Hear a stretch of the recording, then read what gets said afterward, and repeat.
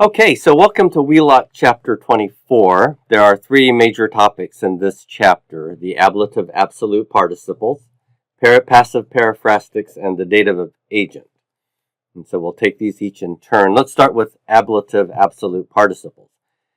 Now, when we're talking about grammar, an absolute construction is one that has no syntactic dependencies within the main clause or the core clause. No syntactic dependencies. And so what I mean by that is an absolute construction, a noun or a word that's absolute, isn't syntactically dependent upon or governed by something else in the main clause. And so just to illustrate this idea, let's take the idea of an ablative noun. When we find a noun in a sentence that is in the ablative case, we oftentimes can find a reason that it's in the ablative case. What caused it to be ablative? So, in the following sentences, why are the ablative nouns in the ablative case? In the first example here, we have Kaiser, eos servitute liberavit. So Kaiser freed them from servitude. So here I have my ablative case ending. This is an ablative noun. Why is it ablative? The reason is that this verb is the kind that takes an ablative of separation. So the ablative function here is dictated by the verb. There is a grammatical reason for this noun being in the ablative case, and it's governed by the verb. Its ablative function is governed by the verb. Now, with the second one, Caesar ab Roma venit, Caesar came from Rome. Sometimes I say Kaiser.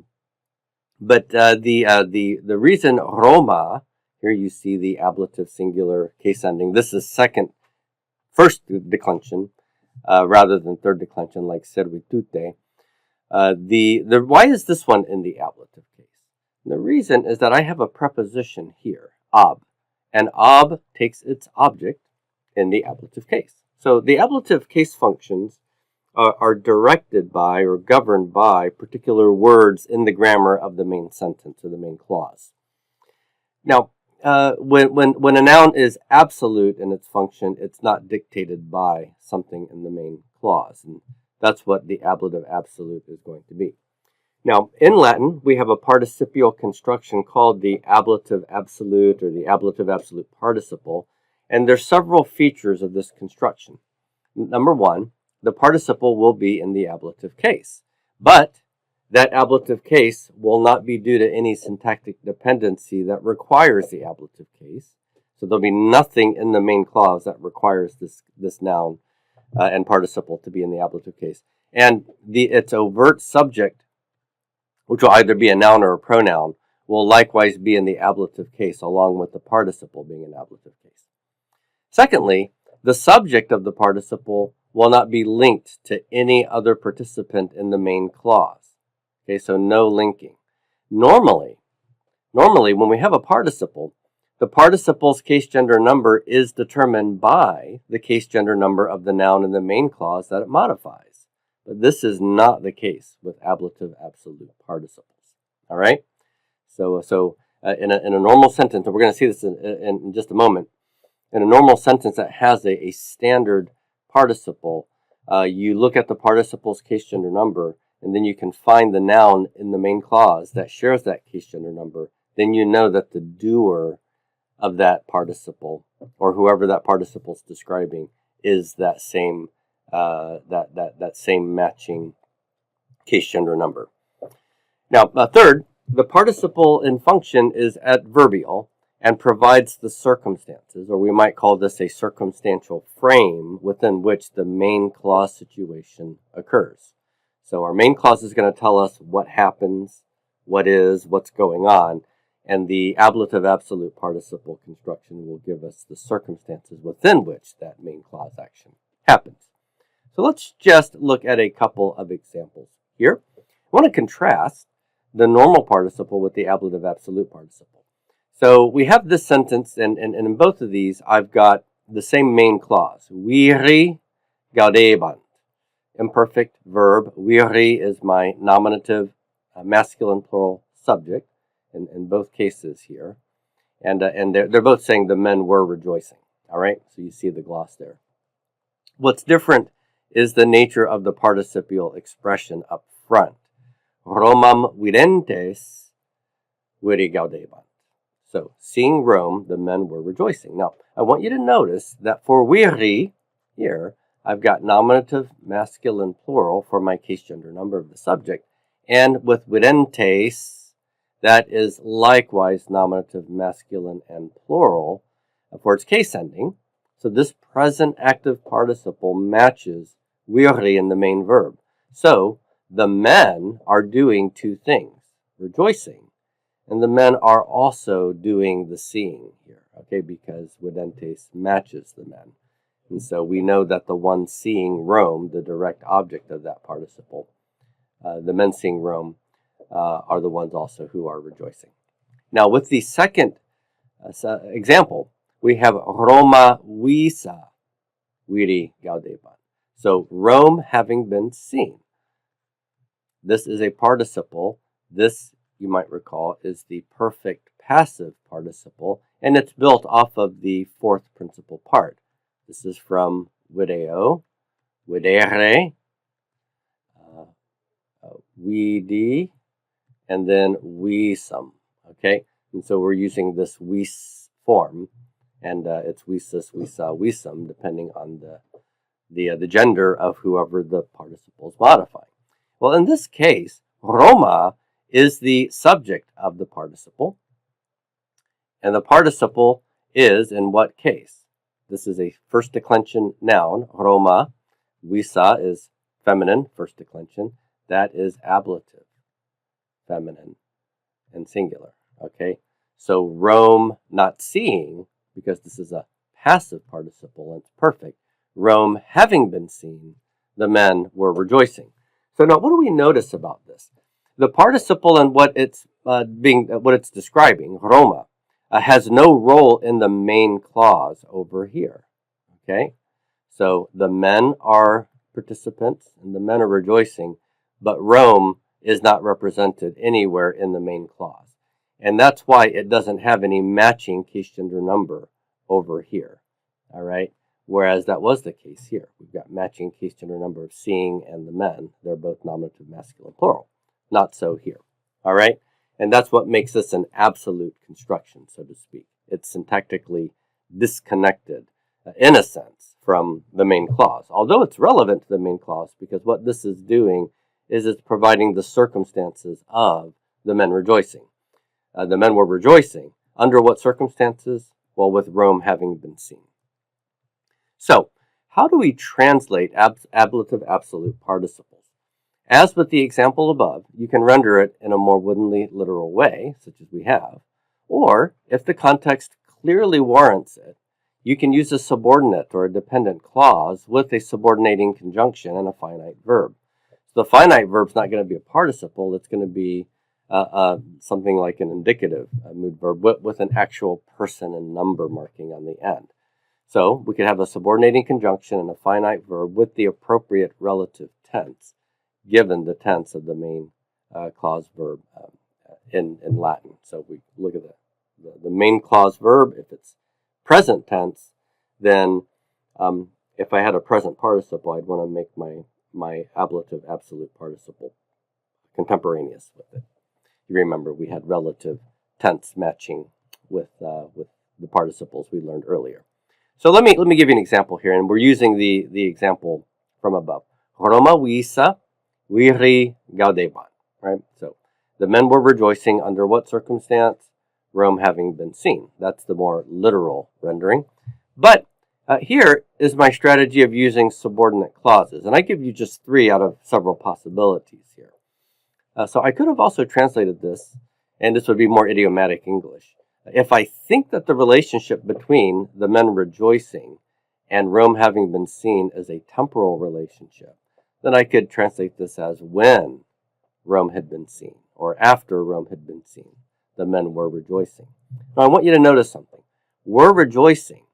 This is past tense because it's the imperfect tense in Latin.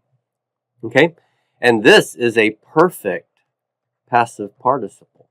And perfect participles are relative, in terms of relative time, prior or antecedent to the main verb action. And so, because the main verb is past, we want to sort of take a step back farther in the past for the way we render this, and we can use what's called a past perfect in English. So when or after Rome had been seen, the seeing of Rome, or Rome's being seen, preceded the rejoicing. So when Rome had been seen, the men were rejoicing. So both of these are past, but the seeing or the being seen is farther back in the past. Now, we could also construe this as a causal relationship and not merely temporal, if the context dictates that. So we could also render this as because Rome had been seen, or since Rome had been seen, the men were rejoicing. And we could even suppose that a concessive idea could make sense if the context were right for it. In other words, maybe we don't associate seeing Rome with rejoicing, and yet that's exactly what happens. And if so, I could say, again, assuming that I don't think these two really go together, although Rome had been seen, the men were rejoicing. And maybe they were prisoners or something. Or even though Rome had been seen, the men were rejoicing. So those are all strategies of using a subordinate clause. This is the subordinate or subordinating conjunction, right? When, after, because, since, although, even though. And then the finite verb is the verb had been seen. All right. So if the verb is appropriate in the main clause, the circumstantial adverbial absolute participle could also be conditional. It didn't really make good sense to use a conditional sense up here. So if I use one of the other Wheelock examples, we can see how it does make good sense.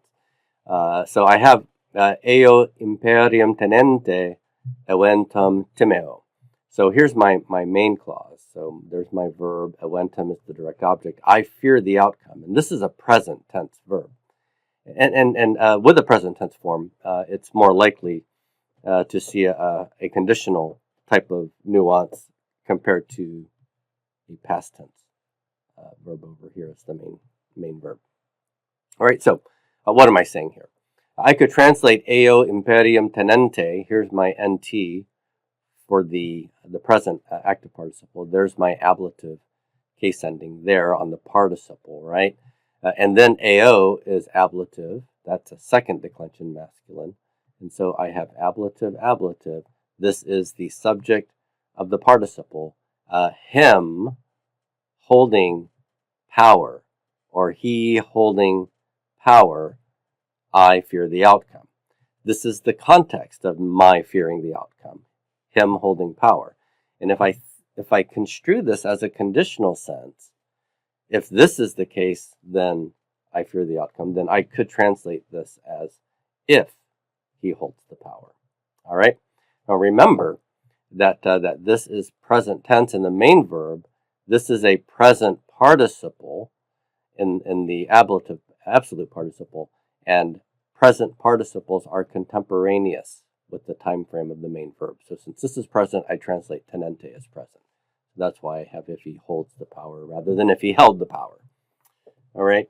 Now, we could translate eo imperium tenente, that participial expression, in other ways too. We could translate this as when he holds the power, or since he holds the power, or although he holds the power. Okay? So the choice of which conjunction to use depends on several factors: the context and the semantic relationship between the main clause and the participial phrase. Now, let's look here at the next paragraph. Ablative absolute constructions without an overt participle.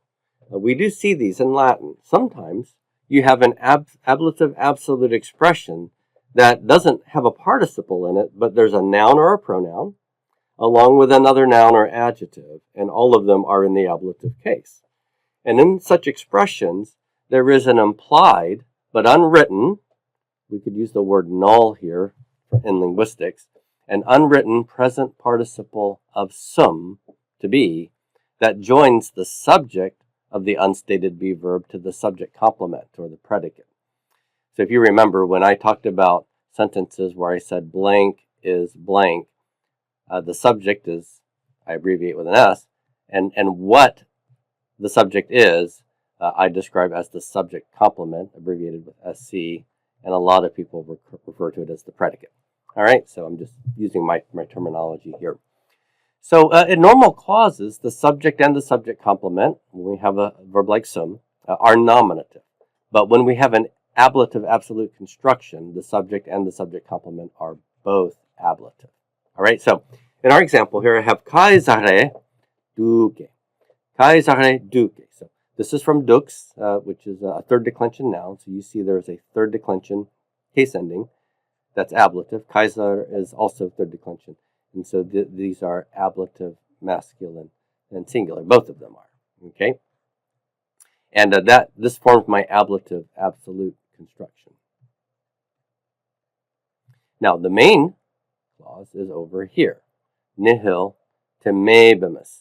Here's our be, right? We've got bo, be, boo for future.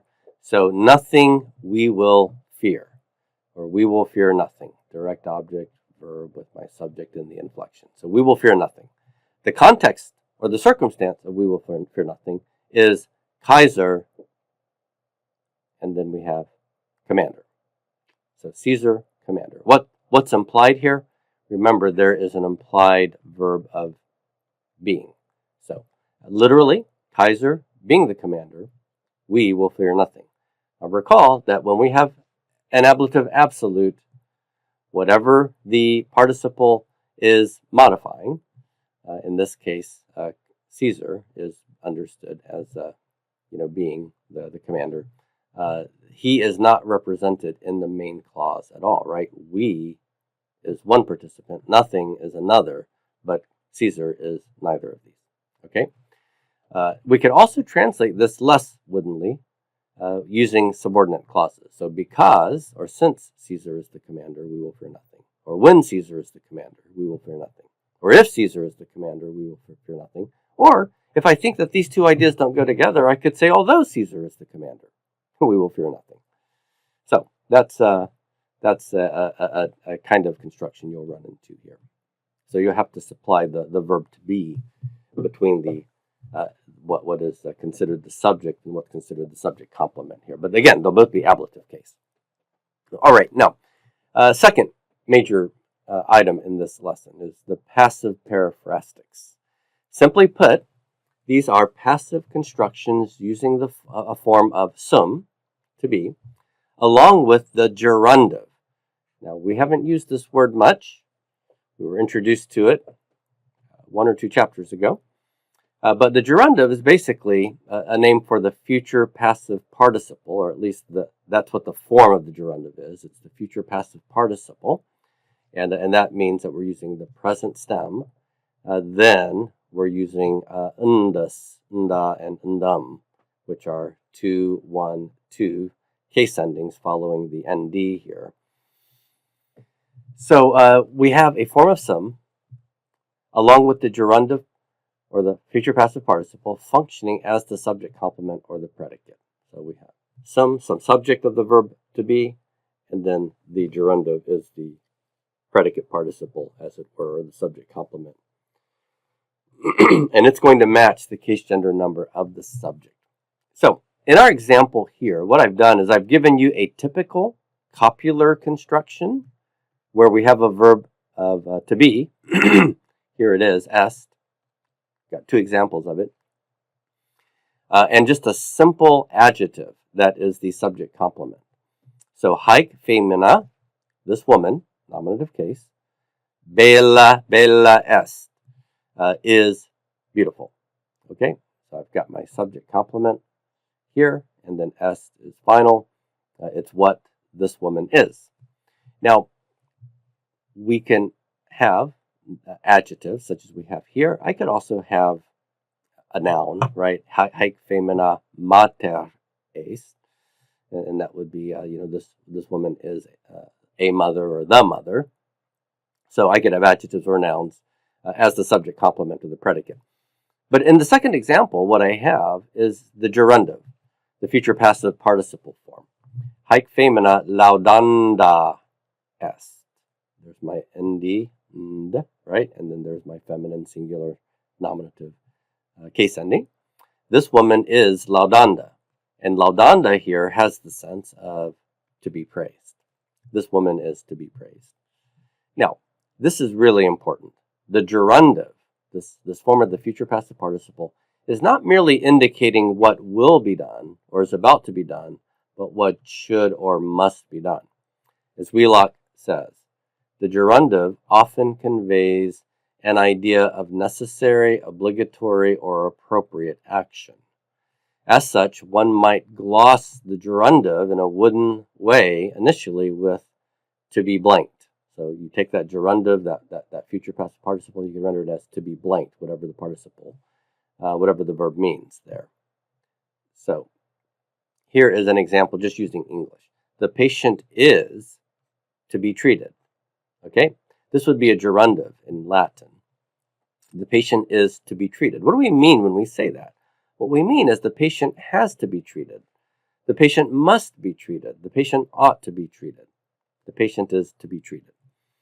And we can render our gerundives in the periphrastic construction here, the periphrastic passive construction, in a similar way. And we can also do it, and not in such a woodenly literal way, but also a more natural English rendering as well. So what I've done here is in this chart below, I've given you basically the same sentence, but using 3 different tenses of the verb sum. The first one is present, the second one is imperfect, the third one is future, okay? Otherwise, everything's the same. And then I give you the literal rendering and then a more natural rendering. So id, this is the third singular neuter nominative personal pronoun. So it, est, is, and then faciendum, there's the nd, and then this is the neuter nominative singular case ending, matches the neuter nominative singular pronoun, that's the subject, right? So there's the subject, this is the subject complement, and this is my copular verb here. So it is faciendum. From facere, to do, it is, I want to render this as to be done. Okay, that's how I can translate that gerundive. It is to be done. And then a more natural way to translate this is it has to be done, or it should be done, or it must be done, or it ought to be done. Now, with the second example, I have id faciendum erat. So this is just the imperfect of sum. Everything else is the same, so it was to be done. It was to be done in the past. And another way to translate that in more natural English is it had to be done. And then id faciendum erit is it will be, right? Erit is future, it will be. And then to be done means it's required to be done. This is a very awkward expression in English, and we definitely don't want to use it. We want to use a more natural rendering. It will have to be done. It will have to be done. Notice, by the way, that these auxiliary verbs that I'm using here, should, must, and ought, we don't have past and future forms of it, so I can't really give you those for natural rendering in English. So for a past or a future form of this gerundive expression, we want to use had to be and will have to be. Okay. Now the last thing is a dative of agent. When we have a passive periphrastic clause, the agent, the doer of the gerundive, is indicated by a dative of agent rather than, as we've learned in the past, an ablative of agent. So we've learned ablative of agent for who does the action in a passive verb. But when it's a passive periphrastic, Latin uses a dative of agent instead of an ablative of agent. If translating both the passive verb and the agent sounds awkward, unwieldy, then you can transform the clause into an active construction in English. And so I give you 2 examples, both of these using Wheelock examples. So we have hic liber mihi cum cura legendus erit. Mihi is dative case from ego, right? And you might recall that the ablative is may. The accusative is also may. But this is dative. So this book Now let me just drop the dative for a second. Cum cura, with care, legendus erit, will be to be read. Legendus. There's my gerundive in the form of a future passive participle. And then us is matching hic liber, which is nominative masculine singular. So this book will be to be read with care. And then mihi indicates who does the reading, that is to be read with care. And we could translate that as by me. So this book will have to be read by me with care, or with great care. Actually, I think this is just with care. I may have accidentally left out the magna. But this is a bit cumbersome, so I could also translate this in an active way. And when I do, the object of the preposition by and by me, in other words, the dative agent, becomes the subject in English. I will have to read. And so it's not going to be passive in form, but active. I will have to read this book with great care. Or the Latin just has with care. So, and then in the second sentence, illa femina omnibus laudanda est. That woman has to be praised by everyone. Notice I have omnibus here. This is dative and probably masculine plural. It turns out, because this is plural, the dative and the ablative will end up looking the same, but this is in fact the dative form. And then laudanda est is my passive periphrastic. That woman is to be praised, meaning that woman should be praised or has to be praised, and omnibus tells you by whom. Praised by whom? By everyone. But again, this may sound a bit awkward in English, so we can convert it to an active construction. And so the everyone, that's the agent marked by the object of the preposition by in English, or the dative omnibus here. And that becomes the subject in English when we convert this to an active sentence. Everyone should praise. Everyone has to praise. And then the object of the praising is that woman. All right, so I hope that helps, and thank you for your time and listening.